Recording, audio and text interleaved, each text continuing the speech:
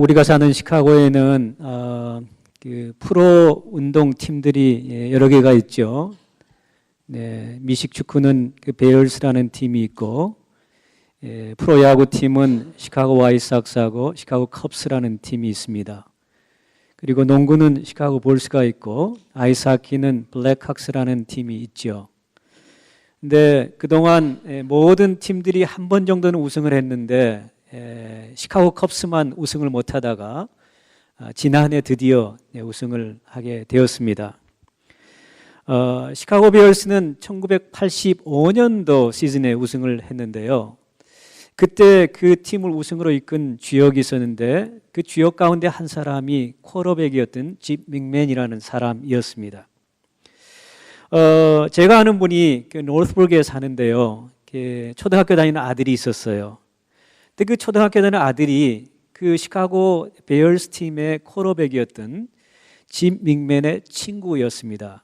그래서 그 프로축구 선수의 아들 생일을 맞이해서 제가 아는 분 아들이 그 생일 파티에 초대가 되었고, 생일 파티를 다녀온 그 아들이 아버지에게 이런 말을 했다고 합니다. 아빠, 나 더 이상 이 세상 살고 싶지 않아. 그랬더래요. 그 친구 집을 가보니까 되게 잘 살아. 이 아이가, 어린 아이가 그 친구 집이 그렇게 잘 사는 줄 몰랐다는 거예요. 들어가면서 깜짝 놀란 게 일단 차고가 6개가 있어요. 그리고 들어가 보니까 방을 셀 수가 없어요. 수영장이 있고 대단한 집을 구경하고 온 거죠. 그래서 그 아이가 하는 말, 아빠 나 더 이상 이 세상 살고 싶지 않아. 내 친구 되게 잘 살아. 네, 그런 얘기를 했다고 합니다. 그 아이는 정말 잘 사는 것이 무엇인가를 오해하고 있습니다. 여러분, 그 아이뿐인가요? 다 성장한 어른들도 잘 사는 게 뭔가 오해하면서 엉뚱한 것을 쫓아서 우리의 삶을 투자하고 허비하는 그런 인생을 사는 사람들을 우리가 보게 됩니다. 사람들은 많은 것을 소유하고 누리는 것을 잘 사는 것으로 오해하고 있습니다. 사람들은 물질적으로 넉넉하고 그래서 삶이 편안한 것을 잘 사는 것으로 착각하며 삽니다. 사람들은 부자로 사는 것이 잘 사는 것이고 가난하게 사는 것은 잘 못 사는 것으로 착각하며 삽니다.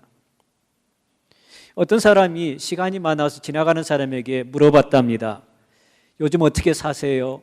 그랬더니 첫 번째 대답은 그럭저럭 삽니다 였습니다.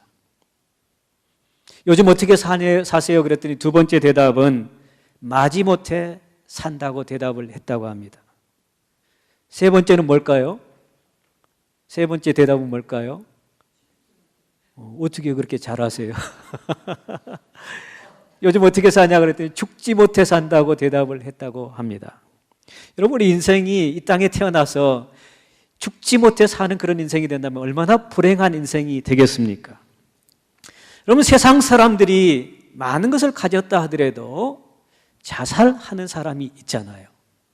대기업의 회장이 왜 뛰어내려서 자살을 합니까? 인기 가수들이 왜 자살을 합니까? 모든 명성과 인기를 다 누린 사람들이 왜 자살을 하지요? 그거는요, 소유가 우리를 행복하게 만드는 것이 아니라는 것을 증명해 주는 것이죠. 성경은 우리가 불행한 이유를 간단하게 얘기해 줍니다. 야고보서 1장 15절에 보니까 욕심이 잉태한 즉 죄를 낳고 죄가 장성한 즉 사망을 낳는다, 그렇게 가르쳐 줍니다. 여러분, 우리가 이 땅에 살면서 불행한 이유는 단 한 가지 이유인데 그것은 죄 때문이란 얘기고, 그 죄는 어디서 나왔는가 봤더니 우리의 욕심에서 나왔다, 그렇게 가르쳐 줍니다. 우리가 행복하지 못한 까닭은 욕심이 너무 많기 때문에 감사할 줄 몰라서 행복하지 못한 것입니다. 여러분, 감사할 일이 없어서 감사를 못하나요, 여러분? 아닙니다. 우리가 감사할 조건들을 찾는다면 얼마든지 있습니다. 너무 우리의 감사치의 기대가, 우리가 그 욕심이 너무 많다 보니까 감사할 게 없다고 생각되지, 우리의 욕심을 내려놓아 보면은 감사할 게 너무 많지 않습니까, 여러분? 욕심과 감사는 아주 밀접한 관계가 있다고 생각을 합니다. 욕심이 많으면 많을수록 감사하기가 어려워져요. 그런데 욕심을 내려놓으면 내려놓을수록 아주 작은 것에도 감사를 하게 돼요. 저희 교회에서 전에 싱글 마더가 디세이블 차일드 데리고 사는 어려운 이웃을 돕는 그런 일을 했었는데요. 추수감사절 때면은 저희들이 그분들을 초청해서 함께 예배도 드리고 또 음식도 나누고 또 좋은 시간을 가졌습니다. 그래서 제가 오신 분들에게 간증을 좀 부탁을 드렸어요. 그랬더니 어떤 세 분 가운데 한 분이 간증을 하시게 됐는데 지금도 그 간증이 기억이 나요. 어떤 간증을 하셨느냐면은 자기 아들이 이제 고등학교 거의 졸업반이 되어서 손과 발을 잘 쓰지 못하는 그런 장애우인데 그 아들이 잡을 잡았는데 그 잡이 재킷을 입어야 되는 그런 잡이었어요. 근데 그 아이가 손을 잘 이렇게 놀릴 수 없는 그런 상황이어서 그 재킷을 엄마가 입혀줘야만이 재킷을 입고 출근할 수 있게 됐어요. 근데 그 아이가 그 잡을 잡더니 재킷을 입고 그 단추 잠그는 연습을 수없이 하더래요. 그래서 어느 날 보니까 그 아이 스스로 이 재킷에 단추를 잠그더래요. 그 아들이 스스로 단추를 잠그는 그 모습을 보고 그 엄마가 그 모습을 보고 하염없이 눈물을 흘렸다는 거 아닙니까? 왜 눈물을 흘렸겠어요? 감사해서. 우리 건강한 사람은 이 단추 잠그는 거 감사하지 않습니다. 그렇죠? 너무나 당연하게 생각을 합니다. 그러나 신체적으로 부자유로운 사람들은 이 단추 잠그는 그거 하나 때문에 엄마가 감동하면서 눈물을 흘리는 거예요. 우리 가운데 욕심이 많을수록 감사하기가 참 어려운 게 그런 이유 때문입니다. 우리가 욕심을 내려놓으면은 감사가 너무너무 우리 주변에 널려 있고 또 그런 감사하는 삶을 살면 우리의 삶이 행복해지지 않겠습니까, 여러분? 여러분, 이 땅에서 잘 살기를 원하세요? 욕심을 내려놓으시기 바랍니다. 이 땅에서 행복한 삶을 살기를 원하세요? 죄의 문제를 해결할 수 있기를 바랍니다. 우리가 이 땅에서 행복하게 살려면은, 잘 살려면은 죄의 문제를 해결해야 되는 것이고 그 죄는 욕심으로부터 왔기 때문에 욕심을 내려놓고 주신 일을 생각하며 감사하고 우리가 이미 받은 것들을 생각하면서 감사할 때 우리의 삶이 진정으로 행복할 줄 믿습니다. 그런데 문제는 우리 스스로 죄의 문제를 해결할 수 없다는 거예요. 우리 인간은 속성이 죄 가운데서 태어나고 욕심이 있기 때문에 아무리 많은 것을 가져도 끝없이 그 욕심을 생긴다는 거죠. 그래서 삶에 만족이 없게 된다는 것입니다. 그 욕심의 문제, 죄의 문제를 우리 스스로는 해결할 수 없어서 예수님께서 이 땅에 오셔서 하신 일은 다른 것이 아니고 죄의 문제를 해결해 주시러 오셨습니다. 우리를 죄로부터 자유케 하시기 위하여 예수님께서 이 땅에 오셨습니다. 예수님께서 이 땅에 오셔서 우리의 죄의 문제를 해결하시는데 어떤 방법으로 해결해 주셨죠? 십자가로 해결해 주셨습니다. 아마 우리 부모님 세대에서는 아마 노래방이나 평상시에 가요를 부를 기회가 있다면은 이 노래를 많이 부르실 것입니다. 단장의 네? 모르세요? 이 노래? 단장의 미아리 고개. 그 노래 불러보시거나 들어보신 적 있으세요? 뭐 젊은 세대는 고개를 흔드는데 아마 좀 나이가 드신 분들은 그 노래를 너무나 잘 알고 또 가끔 기회가 있으면 그 노래를 부르시게 될 것입니다. 그 노래 가사는 이런 겁니다. 미아리 눈물 고개 님이 떠난 이별 고개 화약 연기 앞을 가려 눈 못 뜨고 헤매일 때 당신은 철사줄로 두 손 꼭꼭 묶인 채로 뒤돌아보고 또 돌아보고 맨발로 절며절며 끌려가신 이 고개여 한많은 미아리 고개. 2절의 가사는 이렇습니다. 아빠를 그리다가 어린 것은 잠이 들고 동지섣달 기나긴 밤 북풍 한설 몰아칠 때 당신은 감옥살이 그 얼마나 고생을 하오. 10년이 가도 100년이 가도 사람만 돌아오소. 울고 넘던 이 고개여 한많은 미아리 고개. 당신은 철사줄로 두 손 꽁꽁 묶인 채로 뒤돌아보고 또 돌아보고 맨발로 절며절며 끌려가신 이 고개여 한많은 미아리 고개. 이 노래가 만들어진 배경은 이렇답니다. 단장의 미아리 고개는 한국전쟁 정전 후인 1956년 발표된 그 곡인데요. 반야월이라는 분이 작사를 하고 이재호라는 분이 작곡을 해서 이혜연이라는 가수가 불러서 히트한 노래입니다. 이 제목의 그 가사의 이 노래의 제목은 그냥 미아리 고개가 아니고 앞에 뭐 수식어가 붙어 있죠. 그게 뭐예요? 단장의 미아리 고개. 이 단장이라는 것은 창자가 끊어지는 고통을 상징하는 단어입니다. 미아리 고개는 한국 정쟁 당시 서울 북쪽의 유일한 외곽도로였기 때문에 전쟁 발발 초기에 조선인민군과 대한민국 국군 사이에 교전이 벌어졌던 곳이라고 합니다. 인민군이 후퇴할 때 피랍된 사람들도 가족들은 이곳에서 마지막으로 배웅을 했다고 합니다. 작사가 반야아월은 자신의 어린 딸을 전쟁 중 피난길에 잃은 개인의 경험과 연결을 지어서 미아리 고개라는 이 노래를 주제로 가사를 썼다고 합니다. 이 노래 가사는 철사로 손을 묶이고 맨발로 다리를 절면서 뒤를 자꾸만 돌아보며 북한으로 끌려가는 남편의 모습을 묘사하고 있고요. 기다리는 부인은 남편이 10년이 가도 100년이 가도 살아서 돌아오기만을 바란다는 그런 내용의 가사입니다. 이 노래를 함부로 불러서는 안 되겠죠? 이 가사를 음미한다면.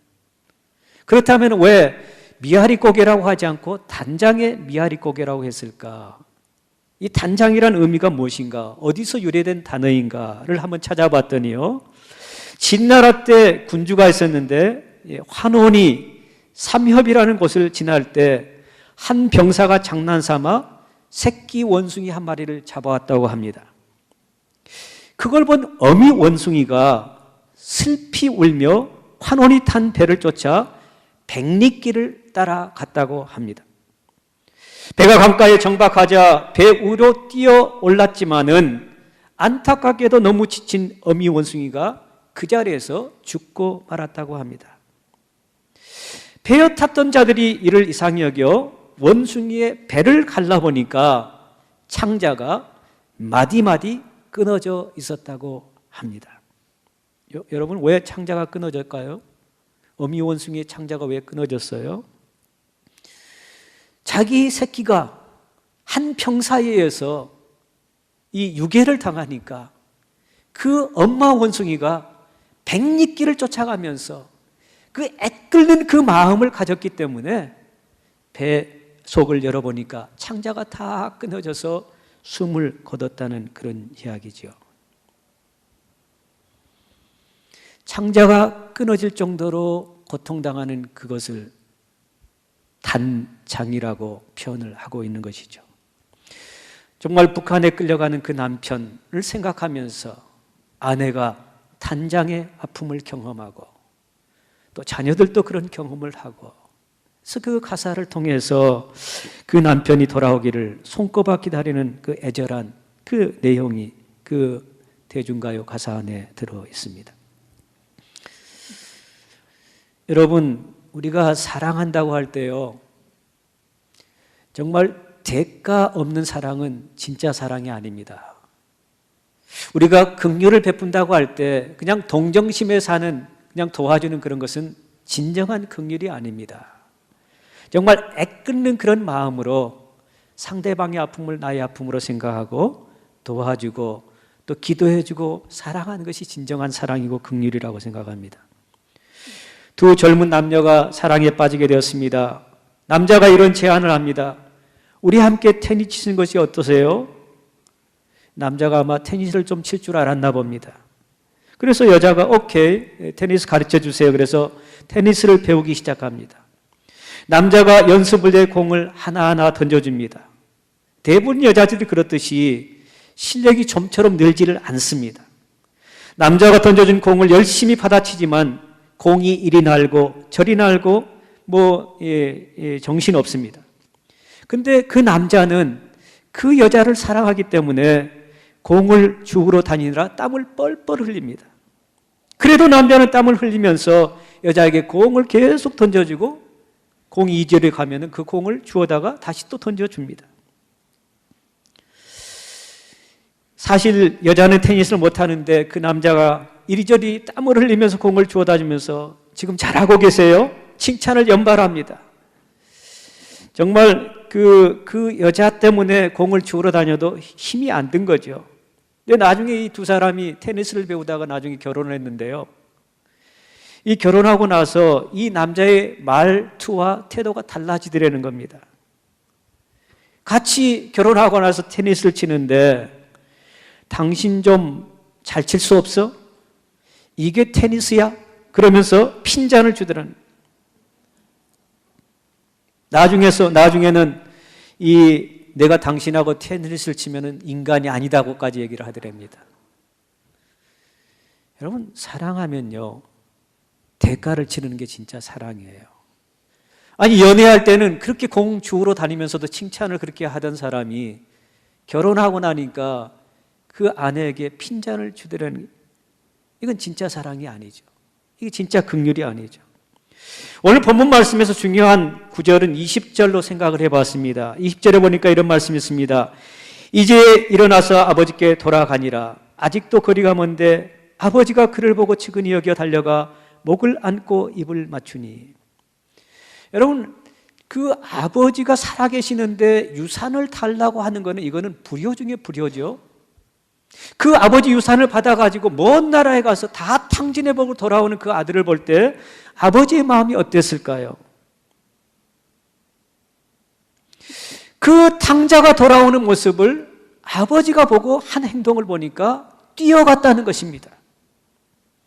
여러분, 아버지가 탕자를 보고 뛰어간 이유가 뭔지 아세요?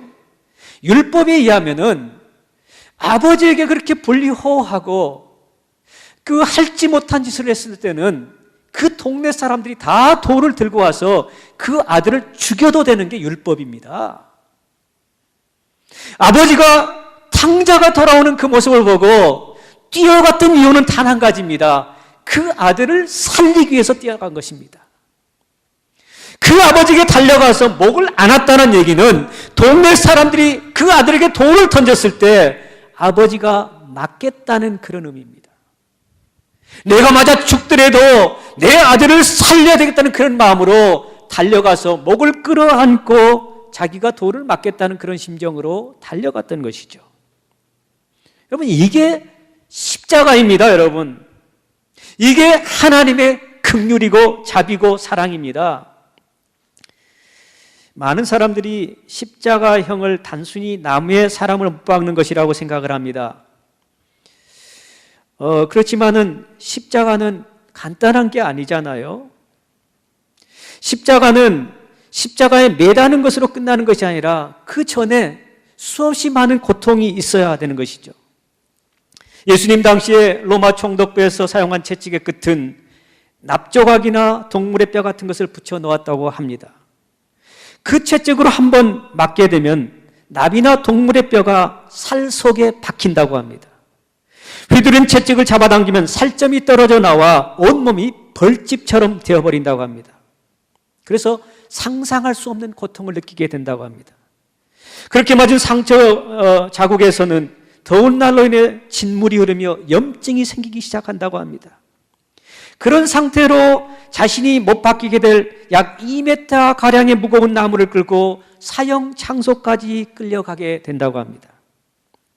온몸이 피투성이가 된 채로 당도한 사형장이지만 고통은 아직 끝나지 않았다고 합니다. 형장에 도착하면 제수가 짊어지고 나무를 기둥에 십자가 모양으로 맞추고는 땅에 눕힌 채로 제수를 눕힌다고 합니다. 제수의 두 발은 세로 기둥의 받침대에 올려지고 차렷 자세 모양으로 두 발을 모은다고 합니다. 제수의 두 발이 세로 기둥에 나란히 모아진 상태에서 복사뼈 바로 밑에다 대못을 박게 되는데, 굵고 울퉁불퉁한 대못은 두 발 사이에 복사뼈를 관통한 다음 나무에 깊이 박히게 된다고 합니다. 다음에는 끈으로 양 팔목을 묶고 양손에 손목뼈 사이에 목젖을 박는다고 합니다. 그리고 나서 십자가를 세워 고정시킨다고 합니다. 상체가 뒤틀린 상태에서 십자가에 못 박힌 제수들은 말할 수 없는 통증을 느끼지만 그렇다고 해서 죽고 싶어도 죽지 않는다고 합니다.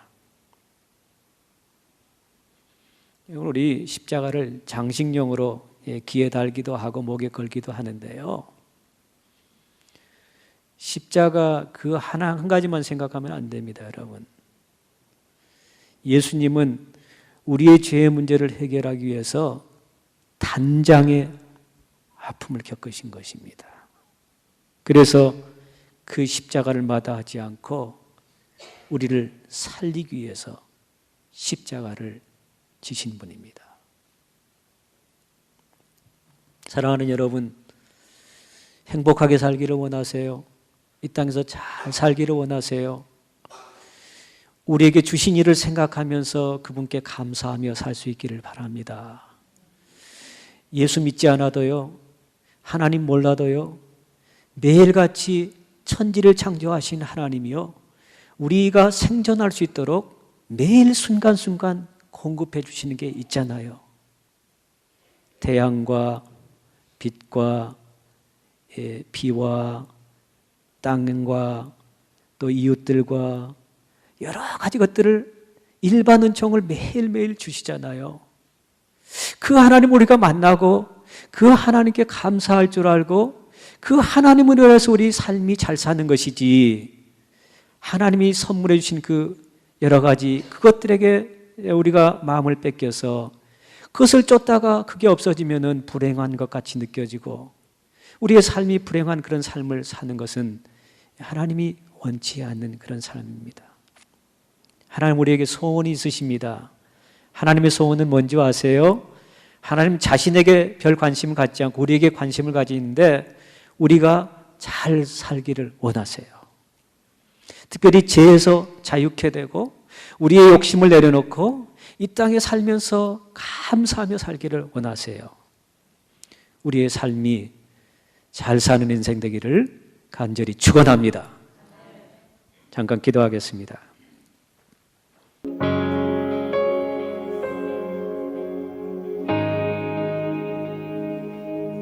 나의 눈 열어 주 보게 하소서. 주의 아름다운 보기 원하네. 주님의 큰 영광 나의 영혼 찬양케 하네. 나의